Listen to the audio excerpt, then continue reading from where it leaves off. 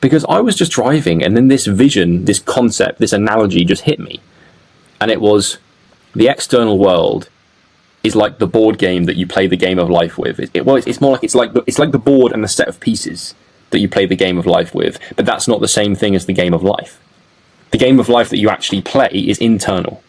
But the external world is just a stimulus. It's just the pieces that you move across the board in order to play the game. And that all just hit me in 1 second.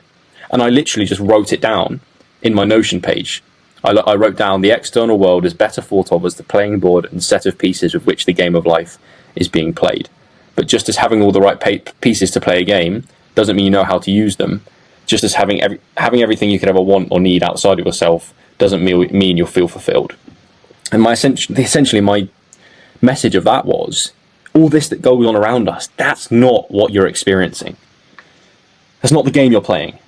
What you're experiencing in the game you're playing is the texture of your own mind. How awake does your spirit feel inside you? I mean, how fed is your soul? How do you feel when you wake up in the morning? How do you feel when your head hits the pillow at night? How much joy and meaning do you derive from your experience? Now notice in that, I've not said anything about how much money I make, what I do for a living, where I live, how big my house is, how many cars I've got, what qualifications I've got. I've realised none of that shit fucking matters. That's just like the playing pieces to play the real game in life. You have to go and do stuff. I have to go and compete as an athlete. I have to do a university degree. I have to earn money. Right? I have to have a car that I drive.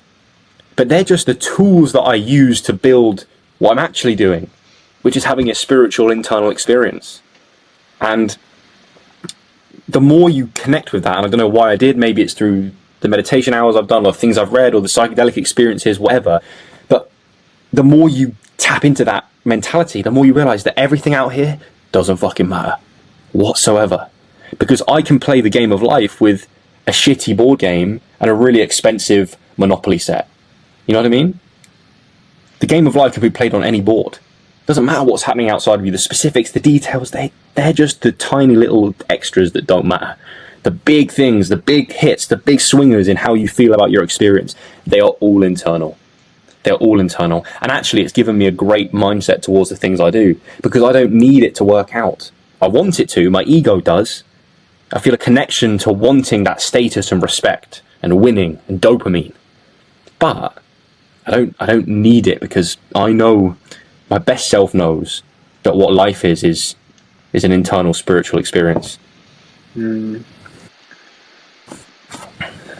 like that. I like the idea that it kind of life is like chess, and the resourcefulness about it, that we don't all start with the best pieces, but a lot of us start with the same pieces, and how you're the player behind the chessboard, so the internal world, and you make the best decision you can with the information you have at the time. This strategy, this long-term strategy to eventually get in the checkmate, but maybe the checkmate won't come. And I mean, like, maybe you get maybe you get checkmated. but at least you got to play the game. I guess checkmated is dying, isn't it? Yeah. Eventually get checkmated. But then I guess you can kind of analyze like decisions you made. I mean, like, you made the best decision you could moving to London, and that was that you might have sacrificed your bishop to do that. And for me, like, investing my life savings into a clothing brand, that's basically killing off my queen. So I really like this idea. I think, and I think it also is self-blame. So not blaming it's the player's fault, not the board's. Everything traced back to your own blame. Why something happened to you. Let me think of an example. I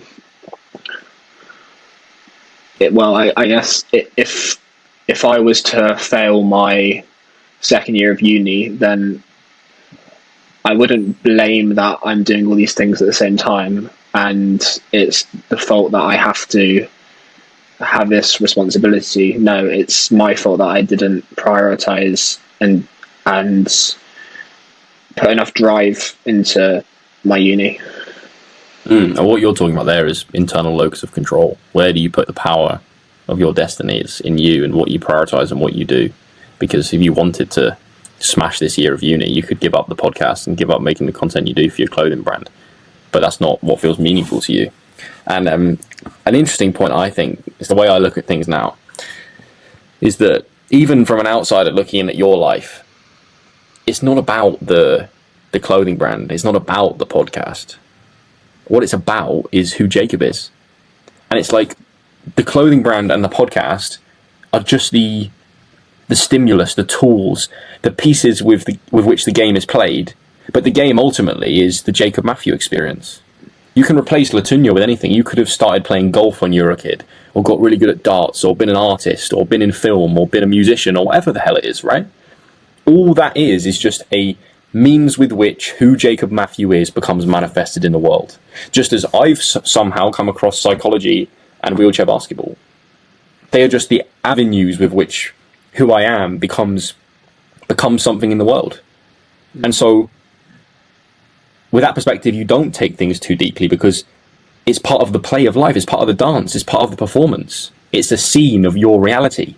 Is when you're 20 years old, living in Southampton, going through this process of filming this content, setting up these stunts, finding models, trying to get viewers onto your things, trying to make sales, trying to make it work.